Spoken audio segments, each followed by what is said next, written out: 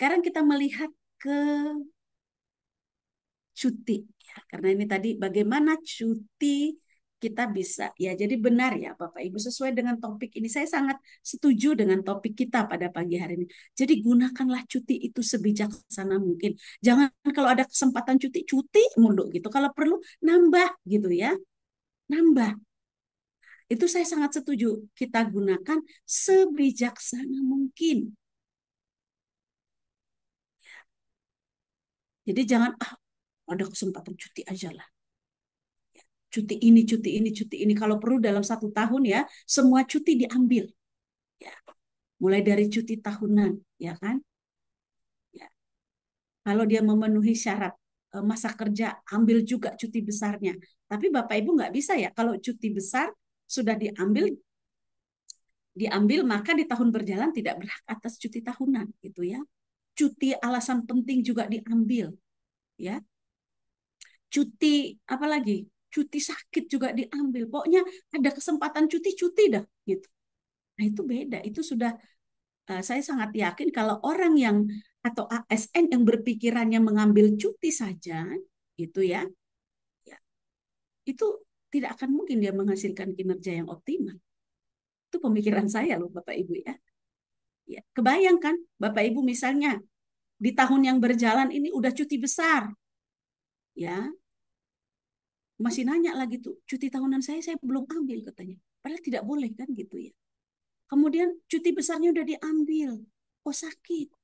Ya kalau sakit sih kan Bapak Ibu nggak bisa dipaksa ya orang bekerja gitu ya. Ini apa? Cuti alasan penting ya dengan berbagai alasan. Begitu.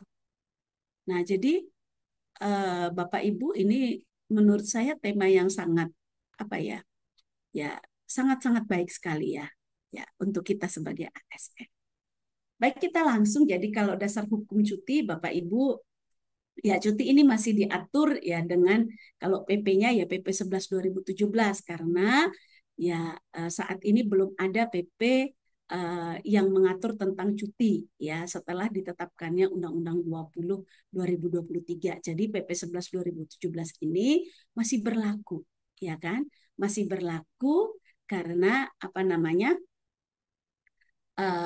Di dalam Undang-Undang 20 ya di apa namanya di pasal 57 itu memungkinkan untuk dilaksanakannya peraturan pelaksanaan apa namanya sebagai turunan dari Undang-Undang 5 sepanjang itu tidak bertentangan dengan Undang-Undang 20. Jadi PP 11 kemudian PP 11 ini sudah diubah juga ya Bapak Ibu dengan PP 17 2020 di mana di sana ya di dalam pasal 315 itu kalau sebelumnya guru dan dosen nggak mendapatkan cuti gitu ya cuti tahunan. Nah, tapi dengan adanya perubahan ini maka guru dan dosen berhak untuk mendapatkan cuti tahunan. Kemudian ada peraturan Kepala BKN nomor 24 tahun 2017 dan juga apa namanya perubahannya di peraturan BKN nomor 7 tahun 2021. Nah, untuk P3K, P3K juga ada ya, hak cutinya ada kan? Karena kita sama-sama ASN. P3K maupun PNS sama-sama ASN. Nah, hanya kalau untuk cuti P3K itu diatur di dalam SMNPAN RB nomor 14 tahun 2023. Ya, jadi sekali lagi Bapak Ibu ya dengan aturan ini jadi sekali lagi cuti ini adalah sebenarnya uh, izin. Jadi izin dalam jangka waktu tertentu. Jadi sekarang tidak ada lagi kalau dulu kan ada izin tersendiri, ada cuti tersendiri gitu ya. Jadi sebenarnya kalau kita bicara cuti, ya kita nggak masuk kerja, tapi nggak masuk kerja itu halal gitu karena sudah diizinkan dalam waktu yang tertentu. Nah tentu ini diberikan atau ditetapkan oleh pejabat yang berwenang ya. Dan dalam hal ini ya PPK atau pejabat pembina kepegawaian bisa mendelegasikan pemberian cuti kecuali untuk cuti-cuti tertentu seperti ke luar negeri itu memang tidak boleh didelegasikan itu contohnya ya. Nah, seperti itu. Ya. Kemudian nanti kalau kita bicara tentang cuti sakit, nah ini perlu ada peran dari tim penguji kesehatan yang ditunjuk oleh pemerintah, ya, sehingga si ASN-nya tetap bisa menjalankan cutinya. Sekarang cuti PNS dan cuti P3K. Nah, kalau kita lihat ada perbedaan ya Bapak Ibu. Kok berbeda ya Bapak Ibu PNS dengan P3K? Ya iyalah, pasti berbeda. Ya, berbeda karena kan kita tahu sekarang bahwa eh, apa namanya PNS kan itu tentu masa kerjanya juga lebih lama ya Bapak Ibu, sedangkan kalau P3 kan ada kontraknya ya. Kontraknya kan 5 tahun, tentu ya ada perbedaan lah di dalam cuti. Nah, kita lihat sekarang untuk jenis cuti di PNS itu ada 7 ya. Ada cuti tahunan, cuti besar, cuti melahirkan, cuti bersama, kemudian cuti sakit, cuti karena alasan penting, dan cuti di luar tanggungan negara. Nah, sedangkan kalau untuk cuti P3K itu hanya 4, cuti tahunan, cuti sakit, cuti melahirkan, dan cuti bersama. Seperti itu. Nah, untuk cuti tahunan ya, baik itu apa namanya PNS maupun P3K itu sama-sama 12 hari kerja ya, 12 hari kerja. Kemudian untuk cuti tahunan paling singkat 1 hari ya. Makanya tadi kalau Bapak Ibu ada kepentingan pribadi atau keluarga yang mendesak di mana tidak bisa berkinerja di 1 hari itu, tentu pengajuannya adalah dengan cuti tahunan ya. Nah, kemudian untuk cuti tahunan ini, Bapak Ibu, ini apa namanya, tentu di dalam pemberian cutinya itu harus mempertimbangkan atau memperhatikan eh, apa namanya kekuatan SDM di dalam satu unit kerja. Jadi misalnya ya boleh sih kita mengajukan cuti, tapi kan nggak mungkin semuanya juga cuti atau sebagian besar ya gitu. Kemudian apa namanya, kalau misalnya ternyata yang bersangkutan tidak mengambil cuti, contoh Bapak Ibu tidak mengambil cuti tahunan di tahun ini, ya di tahun ini, kemudian tahun depan maka Bapak Ibu itu cutinya boleh ya, artinya Bapak Ibu menjadi memiliki cuti 18 hari. Jadi setengah untuk tahun ini dan full di tahun besoknya. Bagaimana kalau 2 tahun berturut-turut sama sekali? Artinya ya kan tidak di 2 tahun berturut-turut, tahun ini nggak cuti, tahun kemarin nggak cuti, maka tahun depan Bapak Ibu punya ya cuti sebanyak 24 hari kerja, bukan hari kalender ya, hari kerja. Ya, kalau dilihat ini 24 hari kerja itu sudah bisa 1,5 bulan ini Bapak Ibu. Apalagi kalau di dalamnya ada tanggal merah, gitu ya. Nah, ini Bapak Ibu sekalian, kalau kaitannya dengan cuti tahunan bagi PNS ini bisa ditangguhkan. Nah, tapi penangguhannya itu untuk paling lama 1 tahun. Jika Bapak Ibu melakukan penangguhan atas cuti tahunannya, maka cutinya akan full, ya, full. Jadi misalnya tahun ini Bapak Ibu punya cuti 12, ya, tahun besok 12. Nah, tahun ini ditangguhkan cuti tahunannya, maka tahun depan Bapak Ibu memiliki 24 hari kerja cutinya. Seperti itu. Nah, kemudian tentunya ya Bapak Ibu ini kalau untuk cuti tahunan ini ya Bapak Ibu misalnya udah cuti tahunan, tetapi Bapak Ibu sewaktu-waktu bisa loh ya, ketika ada kebutuhan organisasi yang mendesak, Bapak Ibu bisa bisa dipanggil untuk bekerja. Nah, tapi nanti saat yang Bapak Ibu dipanggil bekerja itu masih bisa nanti dilanjutkan untuk apa namanya melaksanakan cuti kembali. Saya mengalami ini Bapak Ibu ketika dulu saya menjadi Kasubag Kepegawaian dan juga Kabak TU. Itu hampir Bapak Ibu saya tuh kalau cuti tahunan di akhir tahun itu tuh saya selalu apa namanya batal, nggak jadi cuti. Kenapa? Karena dipanggil ada pekerjaan-pekerjaan yang mendesak sehingga cuti saya tidak bisa saya laksanakan. Jadi saya melaksanakannya nanti di awal tahun berikutnya gitu ya. Nah, kemudian untuk PNS, untuk P3K ya Bapak Ibu tentunya cuti tahunan ini diberikan kepada P3K setelah P3K-nya sudah bekerja paling sedikit 1 tahun terus-menerus ya. Seperti itu ya.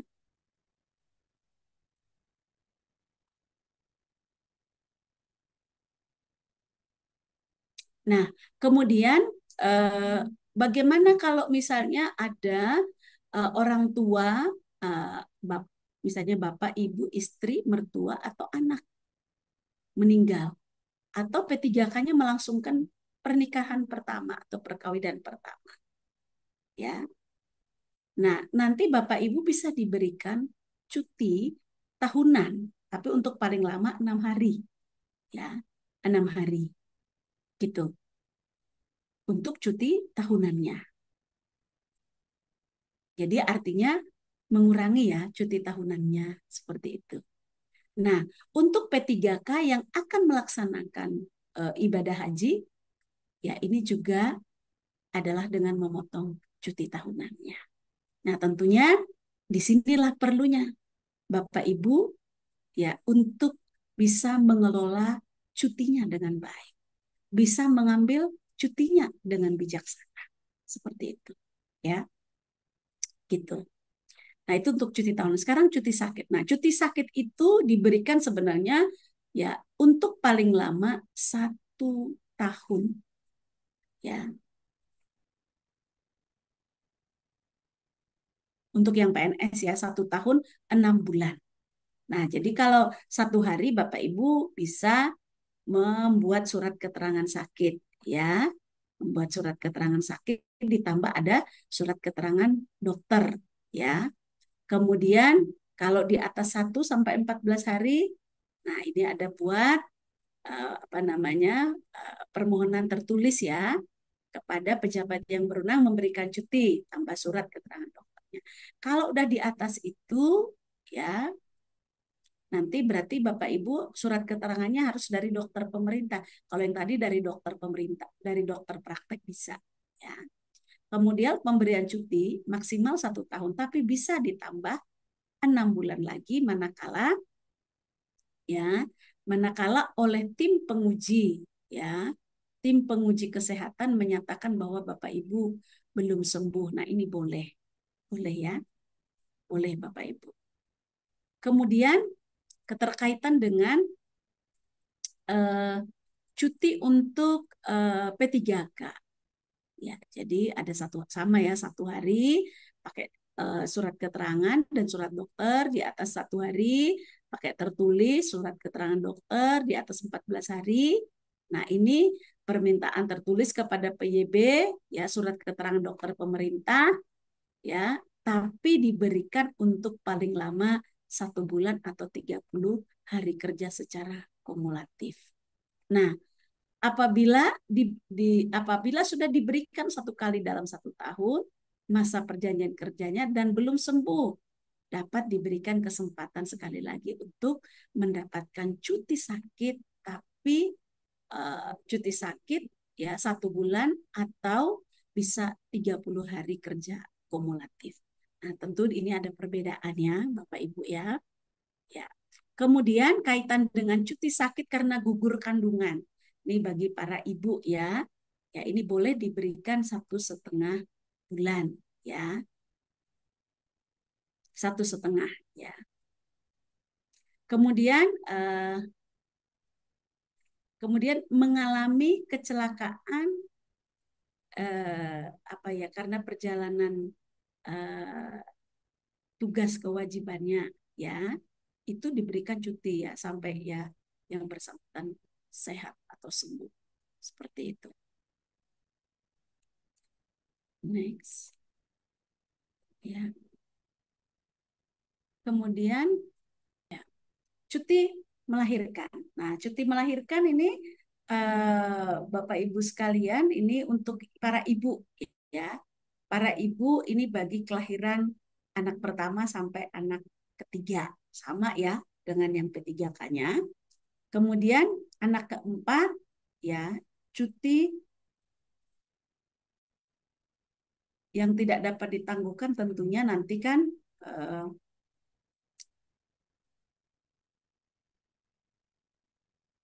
kan nggak mungkin ya Bapak Ibu kalau cuti anak keempat bagaimana caranya? Ada yang mau ini? Jadi kalau untuk Bapak Ibu yang Bapak Ibu untuk ibu ya untuk ibu-ibu yang anak keempatnya bagaimana? Jadi kalau anak keempat tetap diberikan 3 bulan ya Bapak Ibu atau kurang juga, tapi nanti pengambilannya adalah dengan cuti besar ya, cuti besar gitu. Nah, kemudian nah ini bagaimana dengan yang P3K? Nah, P3K tentunya untuk cuti melahirkan ini harus mengajukan permintaan secara tertulis ya kepada pejabat yang berwenang. Tapi memang kalau melahirkan kan tetap ya cutinya 3 bulan seperti itu ya. Ya. Kemudian cuti alasan penting. Nah, cuti alasan penting itu maksimal 1 bulan, ya. Kemudian cuti alasan penting juga bisa diberikan kepada pria yang istrinya melahirkan, misalnya operasi sesar. Jadi tentunya harus melampirkan ya surat keterangannya. Kemudian bisa juga dikarenakan apa namanya mengalami musibah, kebakaran rumah atau bencana musibah lah gitu ya. Kemudian tentunya ini perlu melampirkan ya Bapak Ibu ketika misalnya mengalami musibah dari siapa ya minimal ketua RT lah gitu bahwa ada mengalami musibah. Kemudian cuti alasan penting bisa juga karena tadi ya sakit, meninggal dunia gitu ya. Kemudian melangsungkan perkawinan pertama ya. Kemudian eh, apa namanya eh, yang bersangkutan misalnya ditempatkan pada perwakilan yang rawan atau berbahaya. Nah, jadi mungkin ada yang agak-agak terganggu dari sisi apa namanya, sisi kejiwaannya boleh mengajukan cuti alasan penting. Seperti itu. Nah, untuk cuti besar ya, Bapak Ibu, cuti besar ini diambil atau dilaksanakan selama 3 bulan ya, maksimal 3 bulan. Kemudian kalau tidak diambil bagaimana? Misalnya, pengambilan cutinya boleh nggak Bu dibagi? Nggak bisa ya Bapak Ibu. Jadi sisanya itu ya dihanguskan ya, jadi hangus seperti itu ya. Dan tentunya ini apabila si PNS-nya, ini khusus PNS ya Bapak Ibu, apabila si PNS-nya telah memiliki masa kerja 5 tahun. Kemudian sedapat mungkin sebenarnya ya Bapak Ibu berusaha bijaksana lah untuk apa namanya mengambil cuti besar ini ya. Kadang-kadang kan kita karena berpikir, waduh, ini saya kan cuti besar itu juga hak saya, jadi diambilkan full gitu ya, diambilkan full sehingga nanti kalau ternyata eh, kalau saya ternyata ada sesuatu dan lain hal kan saya bisa mengajukan cuti yang lainnya. Seperti itu. Nah, bagaimana dengan PNS yang belum memiliki masa kerja 5 tahun tetapi yang bersangkutan apa ini sudah mendapat undangan gitu ya giliran naik haji pertama kali. Ini boleh ya diberikan ya Bapak Ibu diberikan. Gitu. Jadi kalau untuk cuti besar sendiri pun juga bisa ditangguhkan ya Bapak Ibu. Untuk paling lama 1 tahun ya. Jadi untuk kepentingan dinas masih bisa. Ya, oke. Nah, untuk cuti bersama Bapak Ibu sama ya, baik P3K, PNS, tapi dasarnya harus ditetapkan dengan Perpres. Kemudian tidak mengurangi cuti tahunan. Kemudian kalau ada Bapak Ibu yang misalnya dari karakteristik pekerjaannya tidak bisa ikut cuti bersama, maka cuti bersamanya itu ditambah nanti sesuai dengan cuti bersama yang tidak diberikan dan digunakan dalam tahun berjalan. Nah, ini mungkin biasanya untuk tenaga pelayan dasar kesehatan ini pada umumnya. Ya, Bapak Ibu, karena ada sistem SIP, kemudian hal-hal yang lainnya, sehingga cutinya nanti bisa ditambahkan. Ya, ditambahkan misalnya pada saat apa namanya mengikuti melaksanakan cuti tahunan, nah cuti bersamanya bisa ditambahkan ke sana seperti itu. Kemudian kaitannya dengan CLTN. Nah, CLTN ini tentunya kan PNS ya Bapak Ibu untuk paling lama 3 tahun. Ya, 3 tahun dapat diperpanjang untuk paling lama 1 tahun. Dan ini Bapak Ibu diberikan ya dengan keputusan pejabat pembina kepegawaian ya setelah mendapat persetujuan dari kepala BKN. Dan CLTN ini tidak dapat didelegasikan oleh PPK ke pejabat lainnya. Kemudian untuk perpanjangan perpanjangan cuti di luar tanggungan negara ini Bapak Ibu itu tidak mesti harus dikabulkan, tapi bisa juga ditolak ya. Dan perlu diperhatikan juga bahwa CLTN ini dapat berakibat kita bisa diberhentikan ya. Kita bisa diberhentikan juga eh, sebagai sebagai PNS loh Bapak Ibu. Misalnya nanti apabila dalam jangka waktu tertentu ternyata tidak ada promosi. Nah, yang pasti adalah bahwa ketika seseorang CLTN, maka dia diberhentikan dari jabatannya. Dan jabatan tersebut segera diisi. Terus tidak menerima penghasilan. Jadi perlu mungkin dipertimbangkan untuk mengambil cuti tahunan ini, ya. Nah, ini kenapa?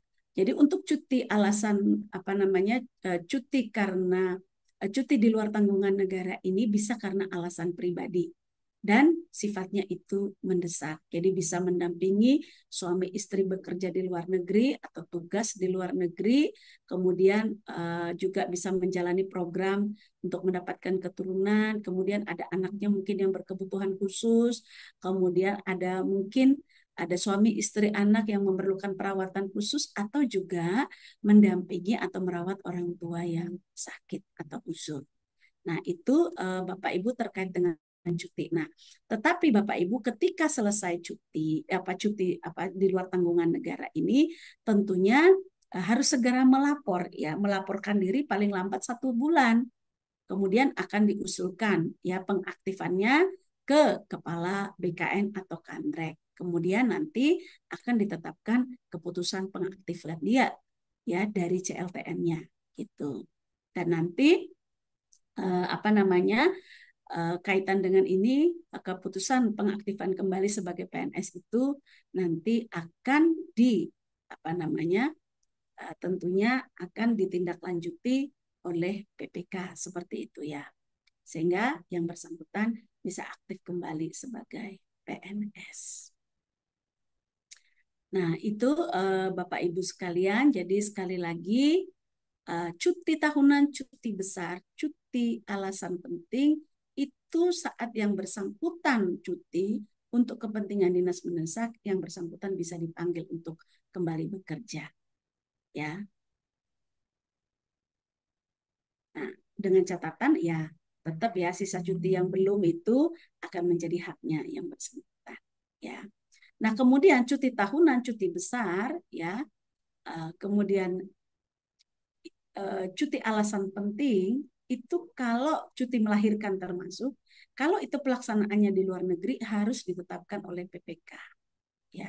Kemudian apabila satu dan lain hal PPK tidak berada di tempat, itu boleh untuk sementara diberikan izin ya pemberian izin sementara oleh pejabat uh, yang ada ya. Kemudian untuk ya cuti melahirkan, ya cuti sakit, cuti alasan penting itu berlaku atau mutatis mutandis untuk CPNS ya. Itu.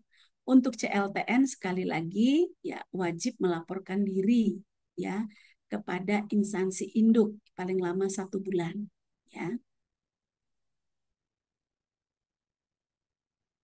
Nah, itu Bapak Ibu sekalian untuk kaitannya dengan cuti. Demikian yang bisa saya sampaikan. Terima kasih atas perhatian dari Bapak Ibu. Kurang lebihnya saya mohon maaf.